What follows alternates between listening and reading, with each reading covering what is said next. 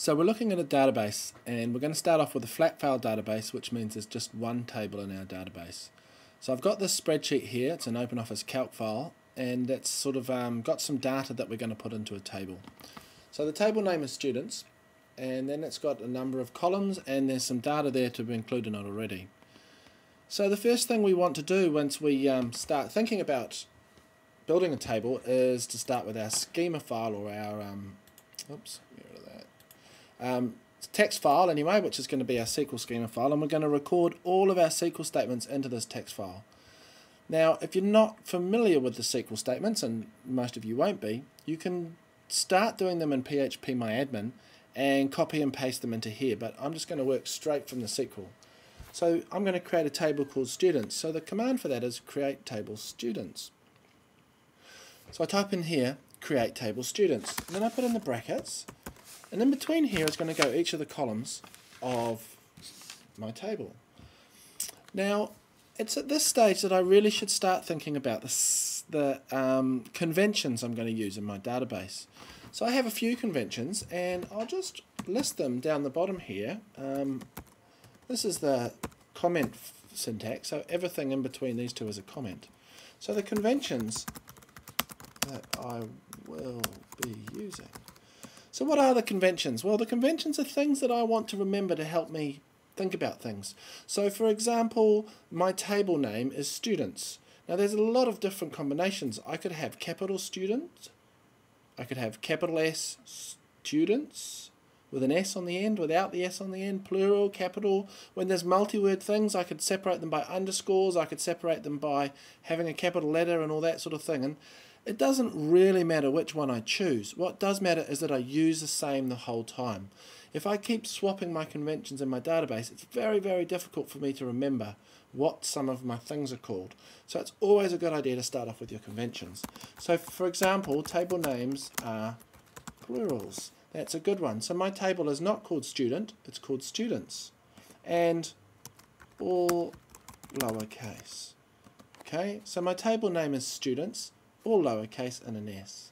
Now with multi-word headings or names, my convention is going to be separate words with an underscore. Okay, so if I have the column last underscore name, right, that's my style that I'm using in the conventions for this database. I could just as easily go last name with a capital like that, or last name, or last name. I could do it any way I wanted to, but I just need to decide on one convention and stick with it so that I can always remember. Okay, so those are the conventions that I'm going to use, and that will, like I said, help me remember the names of things, because I'll always use the same style. And my database has already got the names that I'm going to have each of my columns in. So our first column is going to be called student ID. My next column is going to be called first underscore name. My next column is last underscore name. Then I'm going to have gender. Then I'm going to have date of birth. And finally house. So these are the names of my columns, and the next thing I have to say is I have to decide what sort of data I'm storing in the columns. So a database has records of information of different columns of different types of data, and the table can have millions and millions of rows, so it's very important to specify as small as possible the data in each column so that the space of your database doesn't blow out with space you don't need, because a database reserves the space for each item even if you don't use it. So if I say the last name could be 255 characters long, every time I enter a new student in, it's going to save enough space to record 255 characters for every student's last name. And if I've got 100,000 students in there and no names over 20, then I've got 235 characters times 10,000 that I'm wasting in space-wise that I could save. So thinking about your data is very, very important. MySQL has a great reference manual. This is the address here, dev.mysql.com/doc. It's got a range of different manuals here, which you can take every page and every chapter, zip them up and have them offline, have them at home, download the PDF, just the formats are huge. The one I like is the HTML online because I can search very, very quickly. And if I search in here now for data types, we find that there's some really, this one here, 10 data types.